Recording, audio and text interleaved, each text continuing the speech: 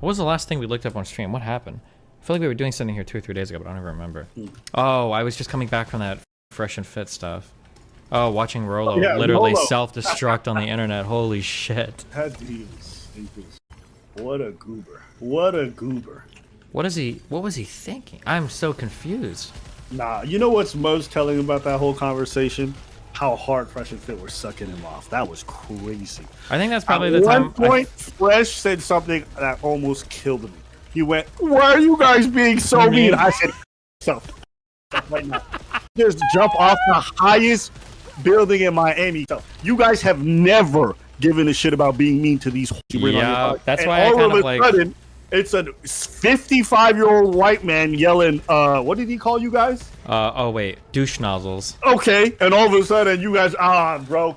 So that's why these dudes, they're gonna have the craziest energy for ladies, but if it's a dude, all of a sudden they turn to bitches, bro. Yeah. That was crazy. I couldn't believe he said that. Why are you being so mean? Oh my.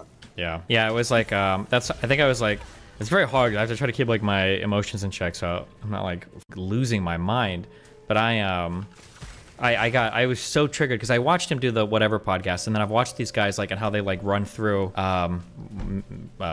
verbally, not fuckingly, but like how they like will run through all these girls on these programs like screaming and shouting at him, and then when I finally get this guy in front of me, like he falls apart instantly, and it's like the most pathetic display I've ever seen in my entire life. And I'm like, is this what you guys do? Like you just shit on like women that aren't ready to debate you all day long, and then as soon as like somebody even mildly competent comes on, because it's not even like we're doing hard topics, right? This is like the easiest shit in the world. What is a high value man? That should be like, you should be able to spit like 20 paragraphs of that for us, and like this is all it takes to like set you off. It triggered the me so hard. What a loser. I will say in his defense, I did look up whether or not he ever talked about it before, and he does repeat the same nonsense every time he's brought up on this topic. So it wasn't like he showed up on that podcast specifically and started fumbling his words. He always says the same shit everywhere else he goes. So. Sure, but the issue is that like the problem is that one, he made a list of suggestions for how to become a high value man. So it doesn't make sense that he's saying that like, well, it can be whatever you want it to be if he's telling you specific steps to be that. Does that make sense? Yeah, I think he's trying to do the thing where he's both considerate of the fact that people might have different definitions for high value man, and also not realizing that all his advice does lead to a certain type of high value. So there's a bit of an incongruence between what he's saying and what he's trying to get at. Yeah. Because I understood the idea of it. There is some truth to the idea that high value man has some variations from place to place or from value system to value system. I think he did a poor job of eloquating that. And also he got too harped on that to say like, okay, even though there is some variation, there's still a general consensus for the most part. Well respected within the community, generally higher up on the hierarchy due to either fitness, money, whatever it is. So like, you know, I think there's like ways he could have got that across without sounding so autistic. Yeah, and that's like, because I was willing to be good faith-ish, but I didn't know that we were going to run into issues that early on. And I disagree actually. I don't think that's what happened. That he was like trying to be fair in how he defined it.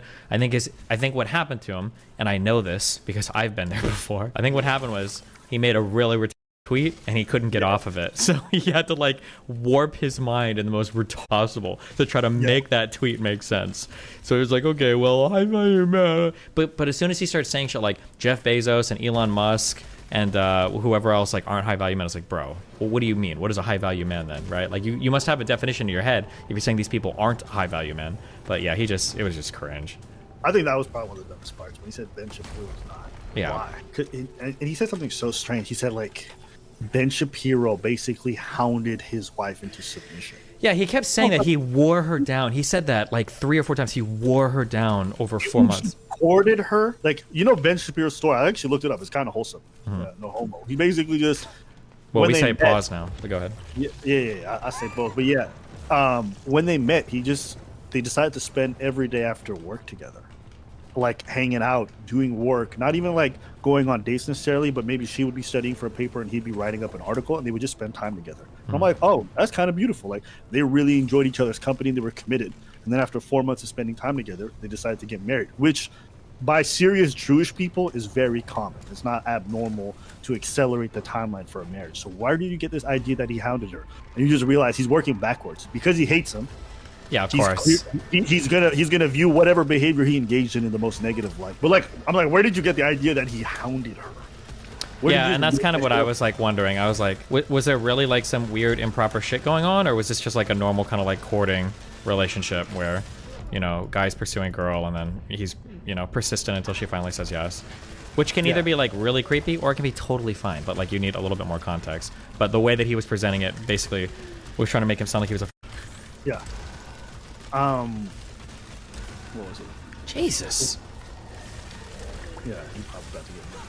But I was going to ask you, how do you, considering like even the Tate brothers are calling the red pill rich or autistic and don't want to be associated with that, and then even seeing Sneeko's completely shift on a lot of the ideas the red pillar's been saying, do you feel like, and then Rolo having his collapse, do you feel like the red pill's losing a lot of its steam? Well, I said that a while ago that I felt like it was, but I feel like I might have been wrong.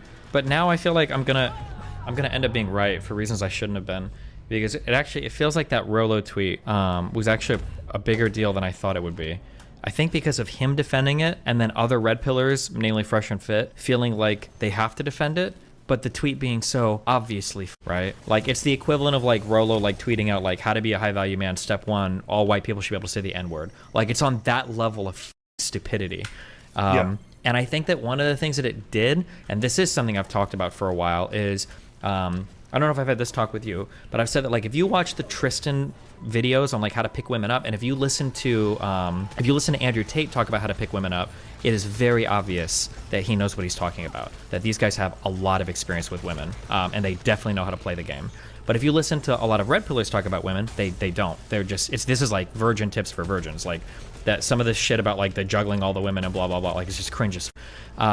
So kind of one of the things that I wonder is if that Rolo tweet was basically kind of like pushing everything over the edge to show that like, okay, the red pill stuff and the Andrew Tate stuff is not the same. A lot of this red pill stuff is super corny, and now you're going to see a huge schism as people try to like find their bearings of like who do they follow post, you know, Tate collapse, I guess, of not backing the red pill shit up on anymore. And Sneeko collapsed too, right? Because he's, love him or hate him, he's still probably like a decently big figure in that space, right? I suspect that when I saw the red pill growing, one of the most cringiest parts is finding all these like hyper religious people who had gotten into it. Mm-hmm. In my head, I'm like, this whole ideology is antithetical to. Yeah. Oh, that too is probably a hard thing to deal with. Yeah. I think that because that's how a lot of their fan base grew. Like all of a sudden, I saw seeing like a bunch of Muslims just fawning over this kind of content, and I'm like, you guys really feel like this movement is congruent to like your religious values? Mm-hmm. And I suspect that when this whole vasectomy thing happened, and like pretty much like, hey guys, give up your ability to have kids and have a family, which is core to a lot of religious cultures, I think a lot of people started to realize there's an issue there, and it became very incongruent with the religion, and that became obvious to a lot of people. So I think that's also a big part of it, and I think that's also why you saw Ben Shapiro and a bunch of other conservative people responding to that tweet. It's like, oh wait, no, you are now with like our religious values when you're espousing this stuff. Mm-hmm. And it gave them a really easy way probably to separate themselves from that movement too, right? Because like for as much as people love like Tates and shit, like they are pretty toxic to be like associated with. So having like a clear delineation between like, oh, hold on, these are the red pill guys and this is us, we're real conservatives, especially as the Daily Wares I think tried to set themselves apart from that. It was probably really nice too. So yeah, Rolo just gave like the perfect like inciting moment for everybody to kind of like start to break away. And then like I said, you saw it too, like, oh my god, like watching Myron like try so hard to defend Rolo's stupid statements on that show was so sad. I think he didn't know. I think he doesn't know how reversible vasectomies are. I think there's a lot of people who overestimate how reversible vasectomies are. They think it's just like a quick surgery you do, and anytime you want, you can get it undone. And so I think they just said a bunch of stupid stuff, and then once you guys had told them that they were wrong, they just didn't want to admit it. Yeah, because I think if you ask most people, like, oh, vasectomies, are they like reversible? Most people think they are, because that's what even I'd heard that many times before. It wasn't actually until that podcast that I found out, like, oh, it's actually not reversible. Yeah, or as time goes on, yeah, they're definitely, it gets worse and worse. Yeah. And like, even if they're like generally reversible, like let's say they're 90% reversible, you've just sterilized 10% of your audience. Like, what the? Yeah. Yeah. I remember at one point, I think you guys said after 10 years, like the odds of you reversing it are 30%. Something like that, yeah. I've read a lot of different numbers, but yeah. Yeah, and then I think Myro said something like, well, that's fine. You can just do it for 5 years. And I started laughing. You're like, okay, so like when do you start? When do you start? You want to start at like 19 and then stop at 25? Yeah, He's that's like, what me and Snake were bringing up. It was like 25. That's when you're gonna be a high value man. Like that's when you've got all this shit like taken care of. Like, come on. And what about all the you did before 25? What all the women you got pregnant there? Like, how do you gonna save that shit? Yeah, and I thought that like I thought the whole point was that like men don't have any value early in life, right? Like if you're a man and you're under a grind and all that shit, like are you even that much from 19 to 25 if you're like doing all this stuff to be like hardcore grind setting? And people always find time. You know, one part that made me laugh a lot too is I think you were talking, and then Fresh was like, "I agree with you." You're like, "No, you don't. I just said the complete opposite of what you just said." I hate it when people do that shit. When they're like, "Oh, I think we mostly agree." And I'm like, "No, we don't agree. Why are you saying that?" It actually triggers me so much. I start calling people on that. I'm like, "No, we don't agree. I just said the opposite of what you said. Don't say we agree." I hate that. Hey, listen, I'm not gonna go too hard on those guys, but honestly, Fresh was embarrassing in that whole discussion. I didn't know what this guy was talking about. He kept trying to. I felt like he kept trying to smooth things over whilst also trying to make Rolo sound reasonable. And you guys were just like, nah.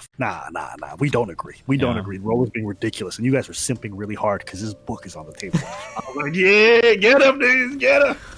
Yeah. That's good, though. I'm glad you guys had it. Are you going to do another debate with Rolo when he comes down? Yeah, I think Myron just texted me and confirmed it for Monday. So I'll be doing that Monday, and then Tuesday I'm on the Whatever podcast. So, oh boy. Have you read his book? No. You're not going to prepare for the thing by reading his book at all? I mean, like, I've listened to him talk enough, and hopefully I'm not going to have a Vosh moment here. But then also, like, we had that conversation. Not to sound mean, but he doesn't seem like a very bright guy. Like, I'm not that worried, but... Apparently his book is really insightful and good. You're not even going to give it a shot, or at least one of them? The problem is if it is insightful or good, it's probably because it contains a bunch of really basic shit that, like, we're going to agree with, but that, like, it's not worth, like, pointing out. Like, if it's going to be some shit like, women are generally more attractive in their youth and men gain value as they age, like, to some extent, of course, I'm going to agree with that, right? Right. My issues are going to be with the more insanely stupid shit that he says. Basically, for you, you're basically saying, like, it's not worth the research because, like, the odds of it being relevant to the discussion or there being anything of value to add is, like, not very high, so you're not going to bother wasting the time. Yeah.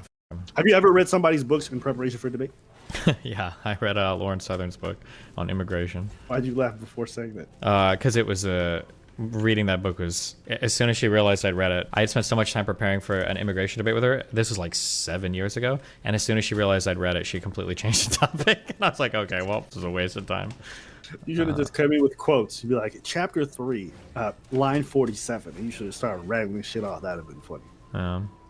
Was the book good? I mean, it was cute, I guess. It was like a 60-page, like, very, like, immigration is bad. Yeah. Is that even a book? That's a pamphlet, bro. I mean, isn't that basically Myron's book? Is his book 60 pages too? I think so, yeah. Yo, that title made me laugh. Why Women Deserve Less. Yeah. Hey, that's a funny title. I can't believe it. Hey, listen, at least he's consistent with that nonsense. True. That's funny.